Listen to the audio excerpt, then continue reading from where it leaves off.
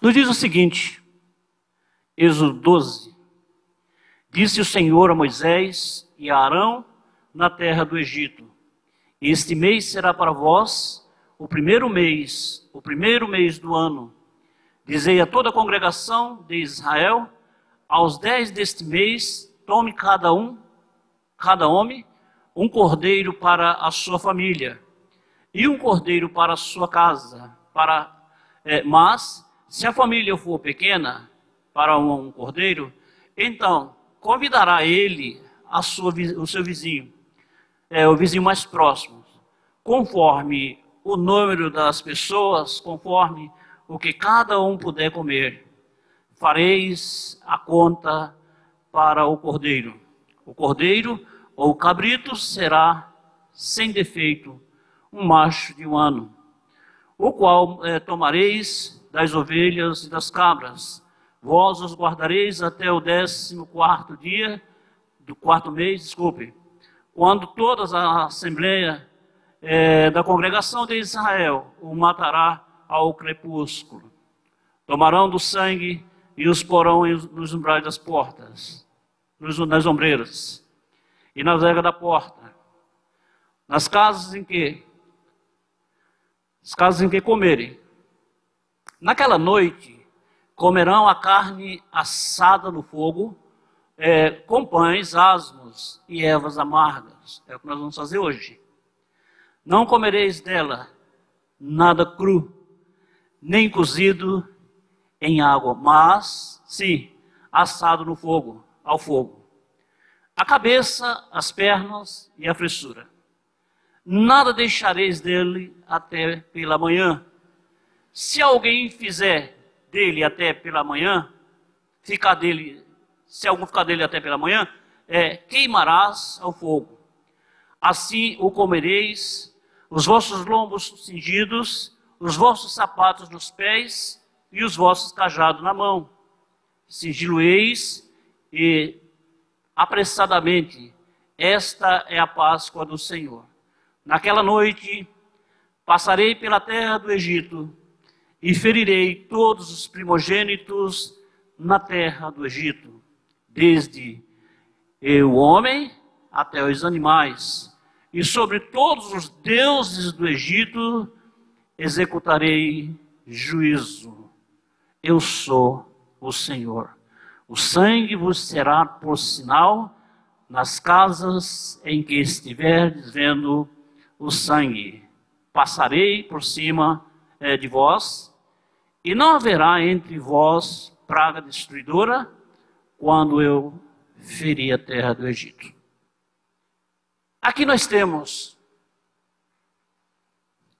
um modelo pelo qual nós podemos, na verdade, assim, nos orientar por ele, que é a palavra de Deus.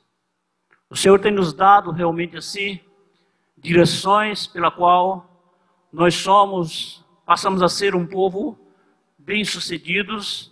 A partir do instante que nós usamos a sua palavra, então nós começamos a ter sucesso. E foi assim que aconteceu com o povo de Israel naqueles dias. E diríamos que, diante de um quadro como este, nós também aqui, onde estamos, podemos ser também um povo bem-sucedidos. A Páscoa, ela foi instituída, a primeira Páscoa foi instituída no Egito. O povo de Deus, o povo de Israel, estava justamente assim, em angústia, em aflição, opróbrio, escravidão, uma série de coisas aconteceram com aquele povo. E na verdade, eles começaram a clamar e Deus ouviu o seu clamor. Quando Deus ouve o clamor dos aflitos, Ele se inclina para resolver. É prova que se você está nesta noite aqui e tem alguém que está em aflição, então tenha certeza, Deus vai ouvir o clamor do aflito. Amém? É uma coisa assim interessante que nós podemos confiar, crer que tudo isso pode acontecer, porque a palavra já responde por nós. Então, Aquele povo, eles passaram 430 anos escravos lá no Egito.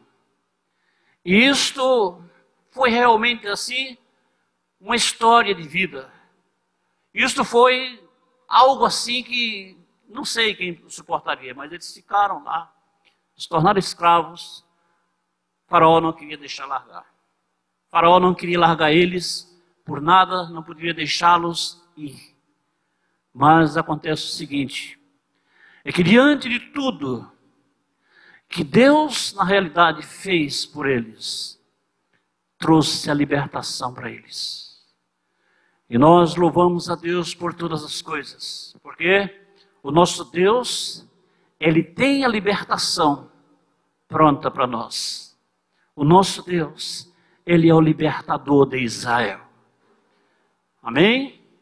A Páscoa, quando nós falamos da Páscoa, ela pode ser celebrada em casa, entre famílias, desde que você obedeça às prescrições, aquilo que na realidade exige que seja feito. Entendeu? Os judeus, eles celebram em casa, não é? Junta a família, faz a mesa redonda, pega os aparatos, os ingredientes, os elementos da ceia, levam, mata o cordeiro, isto e celebra a sua Páscoa. Então, o que diríamos com isso aí? Nós podemos fazer isso? Podemos sim. Desde que você esteja fazendo, não simplesmente como qualquer coisa. Não simplesmente como uma confraternização qualquer. Mas desde que você esteja dizendo, olha, eu estou celebrando a Páscoa dentro da minha casa. Aí você vai ter que levar tudo que você, na realidade, vai ver que é necessário fazer na Páscoa. Hoje nós celebramos também com a igreja, não é isso? Porque muitos não têm a determinada experiência, mas nós diríamos o seguinte, que isto é necessário que seja feito. Mas voltando assim à palavra do Senhor, nós começamos a observar que Deus, Ele deu assim uma ordem a Moisés e Arão. Naqueles dias, chamou eles, veja o que é bom a liderança, não é? Deus nunca vai jogar assim um plano, um projeto no meio do povo assim, vai jogar para lá e vai dizer, olha, quem for mais esperto que pegue. Não, Deus não faz isso. Deus escolhe uma liderança para mandar fazer aquilo que lhe é cabível. Deus escolhe uma pessoa que Ele levantou para poder realizar os seus desígnios em determinados desafios. Por sua vez, Ele chamou Moisés, não é isso? Está escrito aí no primeiro versículo, quando Ele chama Moisés e Arão. E Ele diz o seguinte, entra no meio do povo de Israel, e você vai fazer o seguinte, você vai pedir a eles que mate um cordeiro. Deixa eu falar uma linguagem assim mais simples, para que você entenda. Às vezes a gente vai falar assim, um pouco rebuscada, e ela fica incompreendida. Mas ele disse, vá no meio do povo, peça que eles tragam um cordeiro, e um cordeiro ou um cabrito, porque o cabrito ele era chamado de cordeiro também, segundo o comentarista Rashi aprova isso aí, fala, não é? Então, por que o cabrito? Eu creio o seguinte, é como se fosse a oferta, quem pode dar uma oferta maior, quem não pode dar uma oferta menor, faz aquilo que pode. E nós começamos a observar o seguinte, o valor de tudo isso aí. Ele diz, olha, pega esse cordeiro e você vai fazer o seguinte, vocês vão matá-lo e vocês vão fazer da seguinte forma, vocês vão assá-lo e comê-lo assado. Agora vocês não deixam sobrar nada. Se alguém está apetitoso aí, vai dizer, pode deixar que eu como o cordeiro sozinho. Um bom prato, né? Eu estava assistindo aí essa semana, um rabino que ele disse, olha, o meu cordeiro, comi o que pude ontem, mas antes de vir para a congregação, eu comi o resto tudo. Eu digo, o homem come, viu? Mas foi brincadeira dele, não é? Que ele juntou o pessoal e disse, vamos comer aqui o restante, porque não pode deixar sobrar. E assim eles fizeram, no modelo que Deus assim mandou fazer acontecer. Não é? Mas qual a finalidade de tudo isso aí? Em primeiro lugar, o Cordeiro, ele aponta para a pessoa de Cristo Jesus. Amém? Vocês podem dar aleluia, podem aplaudir, não tem problema nenhum. Ele aponta para a pessoa de Cristo Jesus. Por isso que ele tinha que ser de 1 ano, macho e sem defeito. Entendeu? Então, com isto aí, seria, na verdade, realizado, não é isso, a Páscoa, realizada a Páscoa. E o que mais poderíamos fazer? Tem algumas coisas aqui que eu vou pular, não é isso? Porque quando fala de Páscoa dá para encher essa casa, a igreja toda, viu, de assuntos. Mas eu vou pular algumas coisas para não ficar muito tarde para a gente. Então, quando fala de Páscoa, nós falamos assim, do sangue. E ele diz o seguinte, olha, na casa em que houver a Páscoa, o sangue será aspergido nas ombreiras das portas, nas ombreiras e na vega das portas. Está escrito aqui. Isso dá a entender o seguinte, que nós temos um compromisso de celebrar esta Páscoa. Não é isto? Aqui não tem católico, mas eu quero dizer o seguinte, o católico ele procura, só nada contra ele estará em ignorância, ele vai fazer aquilo ali mesmo. No dia que Deus abrir o entendimento, ele vai fazer o melhor para Deus, eu tenho certeza. Amém? Mas eles usam o que? O coelhinho. Jesus nunca foi, o coelho nunca foi liberado como instrumento de salvação. Não é isso? Por sinal, o coelho é um animal imundo. Não é isso? O ovo. Então, não tem nexo isso aí. Você vai ver que nós vamos falar sobre o ovo também. Porque o ovo, ele tem uma série de interpretações para ele. Se você não tiver cuidado, você cai numa interpretação pagã. Mas acontece o seguinte. Ele disse, olha, mate o cordeiro. E o sangue você pode aspergir nos umbrais e nas vegas da porta. Por que isto? Deus já havia trabalhado com aquele povo. Deus já havia enviado 10 pragas. E eles não deram ouvido ao que Deus queria fazer. Faraó, ele se arrependia agora, mas daqui a pouco ele voltava tudo ao normal. Era igual o crente que se converteu hoje e amanhã ele já desconverteu, já perdeu a conversão, já foi para o mundo. Depois se converte de novo. Assim ficou Faraó. E o que acontece com isso aí? É que perante esse desafio, começamos a interpretar o seguinte, é que o coração do homem, quando ele está endurecido, ou quando ele brinca demais com Deus nesse ponto de vista, Deus começa a fazer algo diferente. Então o que é que nós começamos a entender aqui? Ele que puxou essa história, essa dureza de coração, foi o mais prejudicado, coitado. Está entendendo? Porque na 10ª praga aconteceu o que nós poderíamos estar dizendo aqui, vendo aqui, não é? Então, a Bíblia nos diz o seguinte, lá no versículo 11. No 12.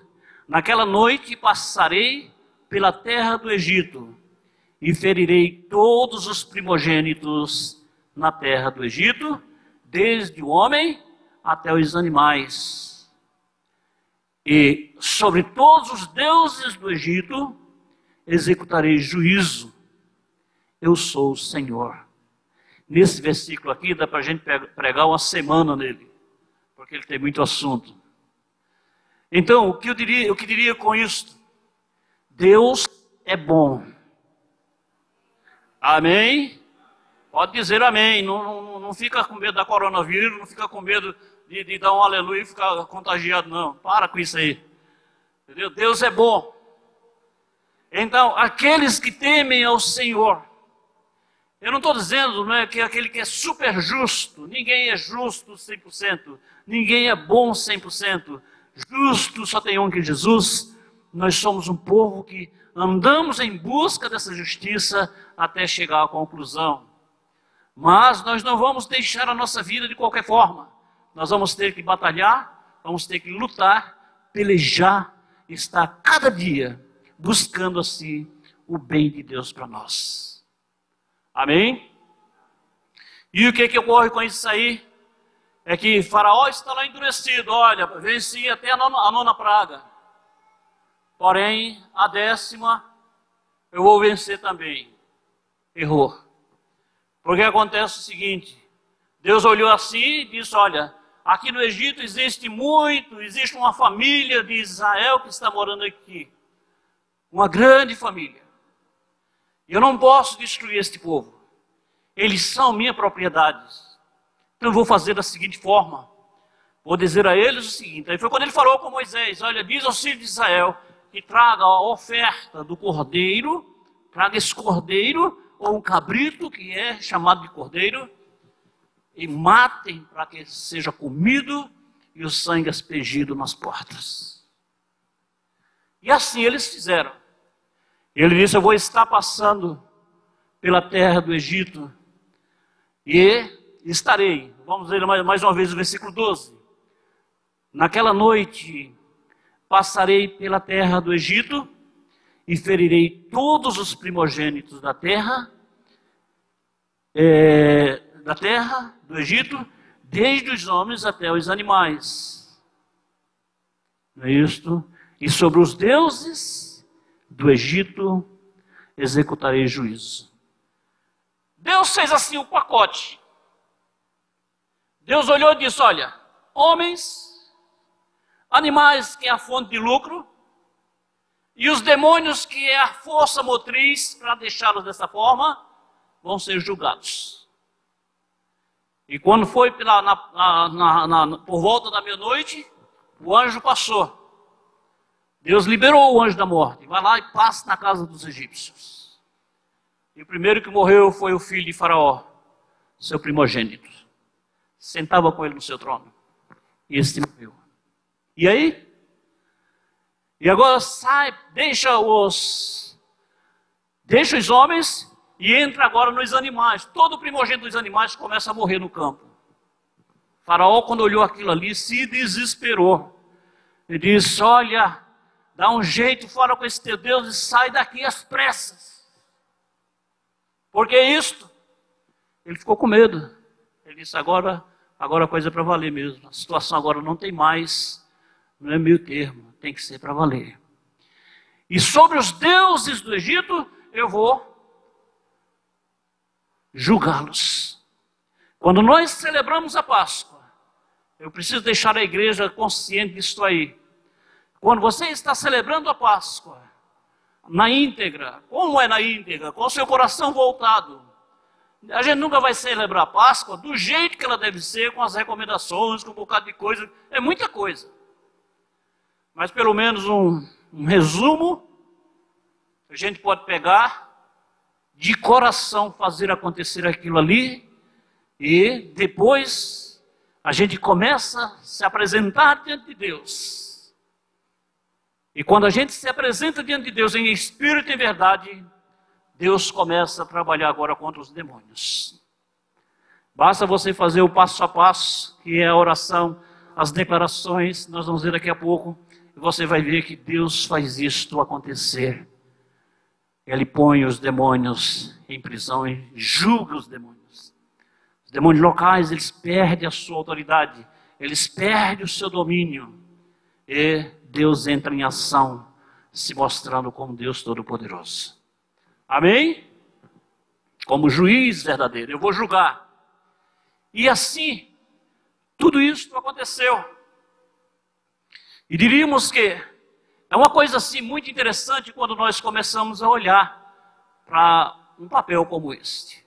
Algo dessa forma nos faz realmente chegar diante de Deus e trabalhar de forma tal para dizer: o meu Deus vive, Ele vive, Ele é real, Ele é grande. Pessoal, não temam. Ele diz, não temam porque eu estou contigo, eu sou o Senhor teu Deus. Eu te sustento com a minha destra poderosa. Se passares pelas águas não te molharás, se passares pelo fogo não te queimarás. Eu sou o Senhor. Se os demônios se levantarem, eu vou julgar, porque eu sou o Senhor. Amém? Então, não existe ninguém maior do que Deus e mais poderoso. Eu diria o seguinte, que Deus, não é isto, os homens, o mundo, os demônios e todo o inferno, todo o sistema mundano, todo o universo está debaixo, está submisso à vontade de Deus. Deus tem autoridade sobre tudo, porque Deus ouça isso aqui agora, milhões e bilhões e trilhões de vezes, trilhões e trilhões de vezes mais poderoso e maior do que qualquer uma coisa que nós possamos pensar aqui na face da terra. Ele está acima de tudo. Ele é o Senhor. Por isso que em Filipenses 2,11 diz que todo joelho se dobrará, toda língua confessará, e vai dizer também, Jesus Cristo é o Senhor. Todos, o inferno vai dizer, Jesus é o Senhor. Os mortos vão ressuscitar e vão dizer, Jesus é o Senhor. Os vivos vão olhar assim e vão dizer, olha, não tem outra saída. Jesus Cristo é o Senhor. O universo vai parar e vai dizer, olha, Jesus Cristo é o Senhor. Esta praga que está aí vai ter que se dobrar. E quem a inventou, de onde ela procedeu, vai ter que dizer, Jesus Cristo é o Senhor. Amém? Não existe. Só Ele é o Senhor. Só Ele pode. Só Ele tem o poder. Só Ele tem o domínio. Precisamos crer nele dessa forma. Precisamos acreditar que Ele está acima de tudo. E a partir do instante que a gente começa a ver dessa forma, a gente começa a crescer espiritualmente. Por isso que quando nós celebramos a Páscoa, nós começamos a ver o histórico de um povo, não é isso, que fez e aconteceu. Um povo que praticou a sua fé, não é isso? Agora, para isso, irmãos, uma coisa interessante, é imprescindível, é ser obediente. Se não tiver obediência, nada vai acontecer. Tenha certeza disso. Se o homem, se a igreja não pensar, não prezar por esta obediência, jamais. A obediência, ela é uma pérola para a nossa vida. A obediência, ela é o carro-chefe da nossa vida. A obediência, ela vai nos conduzir por caminhos grandes e poderosos e bonitos na história. Aqueles que não obedecem, eles vão ser prejudicados, tenho certeza. Mas eles obedeceram. E Deus, à meia-noite, liberou o anjo passou, aonde tinha a casa de um egípcio, o primogênito morreu. Se aqui tinha uma casa de um hebreu, ele passou por cima. Amém? Como é que ele sabia? Por causa da marca do sangue que estava na porta. O anjo olhou e disse, aqui eu não posso. Por isso que o termo aplicado para Páscoa é Pessa, no hebraico quer dizer Pessa ou passagem. Passa por cima, não ataca ninguém. Mas tem o porquê. Mate o cordeiro. Faça desse cordeiro aí um instrumento para te conduzir à presença de Deus. E Deus vai te dar o livramento. Às vezes a gente fala na oferta do cordeiro para a igreja, e tem que falar um pouquinho devagar, porque nem todo mundo entende. Ô meu irmão, é uma oferta personalizada, que traz o nome, não é isso? Ocupado assim, nos momentos de poder que Deus aplicou. É algo que Deus usou para salvação. E Ele pode usar para multiplicação de vida, Ele pode usar para transformação de vida, Ele pode usar para realizar milagres na vida das pessoas. Que isso não seja um mercado, nem um comércio, mas que seja um instrumento de fé para que você use isso aí. Por isso aí. Mas vamos lá. Então, para isto acontecer, naqueles dias, algumas coisas tiveram que ser feitas. E o Haggadah, que é a história, o relato da Páscoa, ele mostra o seguinte: as 4 taças, que eram, na verdade, assim, foram ocupadas, foram ministradas na Páscoa daqueles dias. A primeira taça é a taça da santificação. Entendeu? Então nós começamos a ver o seguinte, que diante de tudo isso aí, nós percebemos que algo assim sobrenatural se desenvolve, não é? E eu vejo o seguinte, deixa eu abrir um parênteses aqui. Os judeus, tudo que eles fazem assim, é com a simbologia profética. Tudo quanto eles fazem, então tem na realidade assim, um elo de ligação com os planos divinos. Entendeu? Então eles são inteligentes. Eles olham em cima daquilo ali, até o nome de uma pessoa. Eles põem aquele nome, é um nome profético, e eles botam, esse nome aqui significa isso aqui, então eu vou colocar esse nome no meu filho. Entendeu? E assim ele sai justamente agindo desta forma. E diríamos que, perante isto aí, ainda passamos aqui uma referência, Êxodo 6, no versículo 6 e 7. Abra sua Bíblia comigo. Êxodo 6,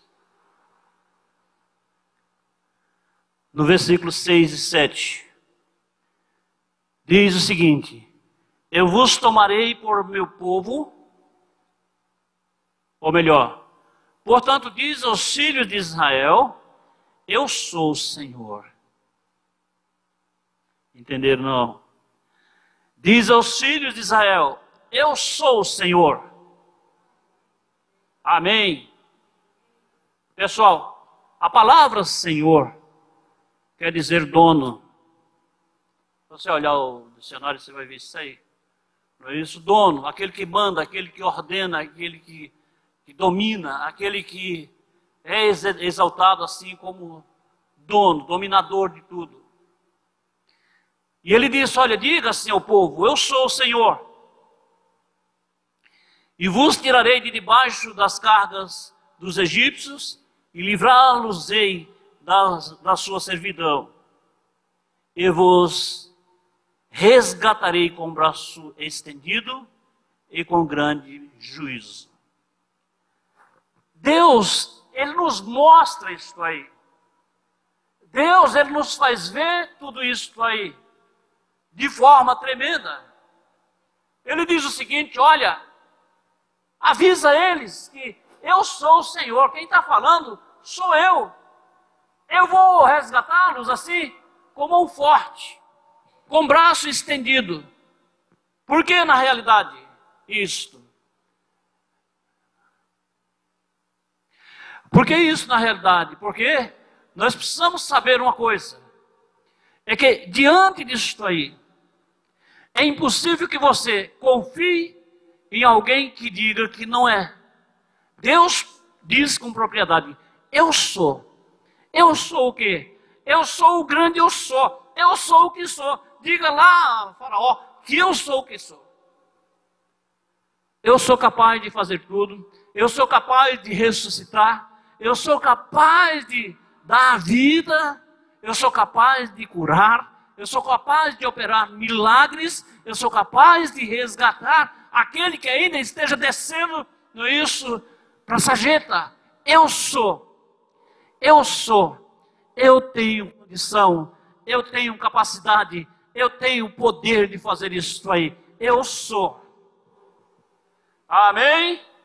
Eu sou. E essa palavra eu sou, que Deus está mandando para os filhos de Israel, é algo assim tremendo, algo assim que complementa tudo aquilo, complementa não, completa, quer dizer, dá um ponto final, dá um veredito assim na nossa fé. Interessante isso. E nós, na realidade, começamos a observar isso aí. E quantas vezes nós vemos que existem pessoas que estão diante de desafios, e nos desafios que estão enfrentando, muitas vezes pode ser alguma coisa que esteja atravessando na vida, não é? E está dizendo, olha, não tem mais jeito, eu não consigo, eu não vou chegar a ter uma solução para isso. Não é assim. Deus está dizendo, eu sou. Se Ele é, Ele pode tudo. Ele pode tudo. Tudo Ele pode. E nós podemos porque Ele nos fortalece. Agora, existem coisas que Ele quer fazer que não é como a gente quer que aconteça. Existem coisas que estão nos planos dEle. Então, por mais que a gente fique insistindo, elas não vão acontecer. Nós precisamos saber o que é que nós vamos fazer de conformidade à vontade dEle. Mas, eu lhe digo o seguinte, que você vai sair daqui nesta noite com essa palavra.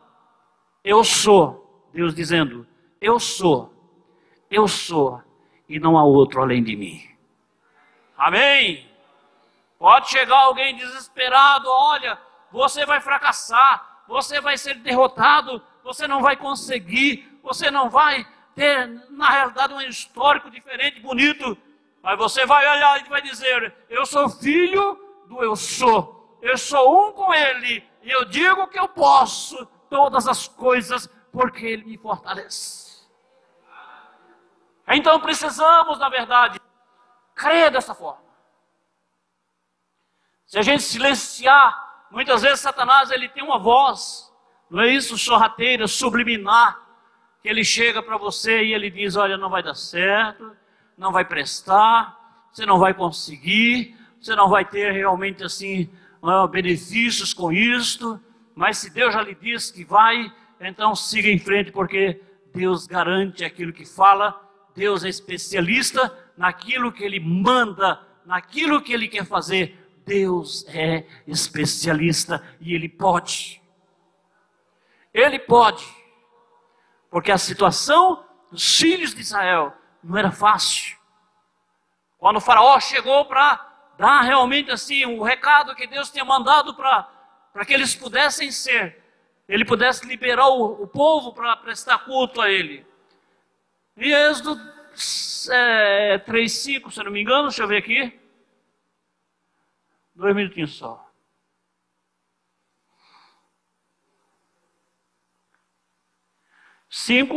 No 5 diz o seguinte, mas Faraó respondeu, quem é o Senhor? Versículo 2, Êxodo 5, versículo 2. Não é isso? Moisés chegou e Arão e disseram a Faraó, assim diz o Senhor, o Deus de Israel, deixa ir o meu povo para que me celebre uma festa no deserto.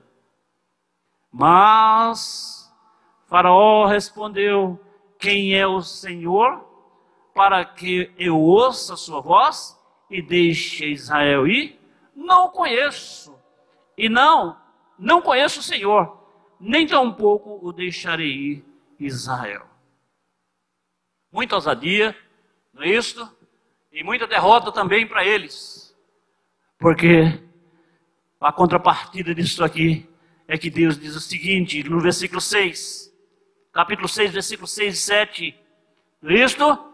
Portanto diz aos filhos de Israel, eu sou o Senhor, e vos tirarei de debaixo das cargas dos egípcios, livrar-vos-ei da sua servidão, e vos resgatarei com braço estendido e com grande juízo. Vos resgatareis com braço estendido e com grande juízo. Quer dizer, Faraó tinha dito o seguinte, quem é ele para eu deixar? Não vou deixar. Faça o que quiser, mas eu não vou deixar.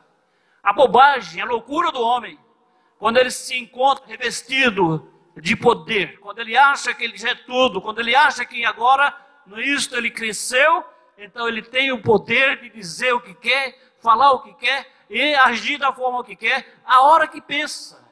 Não, meu irmão. Quanto mais a gente cresce, mais a gente tem que descer. Cresce e desce, cresce e desce. A honra e a glória tem que ser dada ao Senhor. Amém? A honra, a primeira e a última palavra, a primeira a gente pode até falar, mas a última, a resposta vem dos lábios do Senhor. Nós precisamos, na realidade, entender isso aí. Nós precisamos compreender tudo isso. Porque temos que dar a honra e a glória a Ele. Senão, caso contrário, nós vamos tomar a glória dele para nós. E acaba desta forma. Queridos, se Deus te abençoou, dá a honra e a glória a Ele. Se Deus está te fazendo uma pessoa bem-sucedida, te fazendo crescer, dê a honra e a glória a Ele. Se Deus te fez enriquecer, dê a honra e a glória a Ele. Se Deus está fazendo algo com você que não fez com ninguém ainda, dê a honra e a glória a Ele. Se Deus te levantar como governador, quem sabe, de um continente, dê a honra e a glória a Ele. Deixe Ele ser tudo na sua vida. Consulte a Ele, pergunte a Ele, ande com Ele, ouça a resposta dEle e deixe Ele fazer o melhor para você na sua vida. Porque é isso. Olha o que o faraó diz: não conheço o Senhor, nem deixo tampouco o faraó ir. Entendeu? E a resposta veio mais tarde. Com toda essa dureza de coração.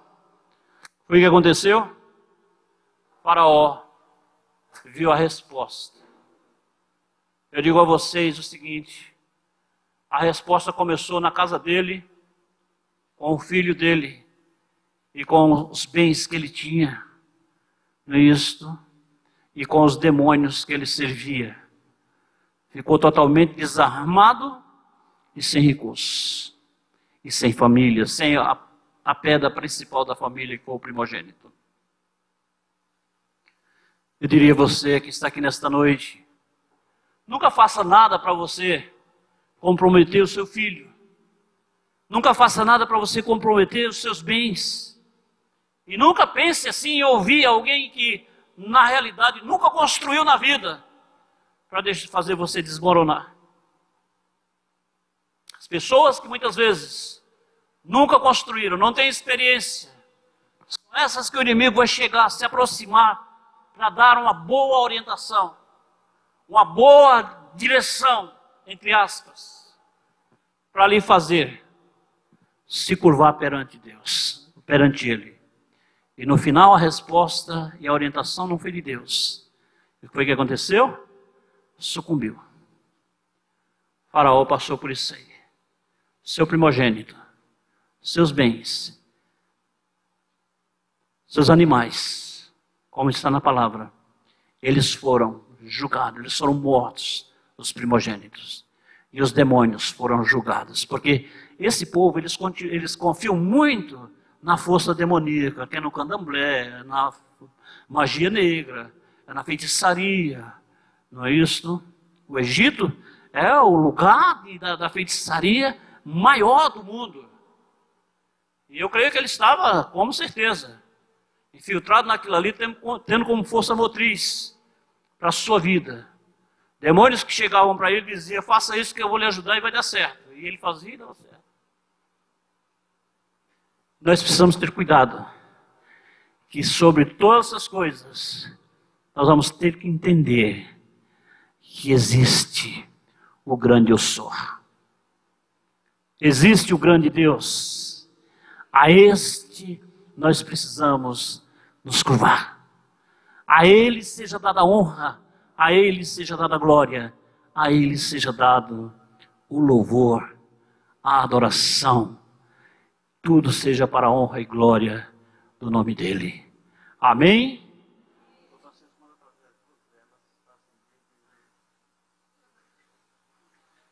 Espera aqui. Pega aqui depois. Então, o que acontece? É que nós precisamos observar esse lado. Nós louvamos a Deus por tudo e declaramos que a bênção de Deus, a paz do Senhor seja sobre todos nós. Creia no Senhor, tome posse daquilo que Deus vai fazer na sua vida. Deixe Ele ser tudo em você.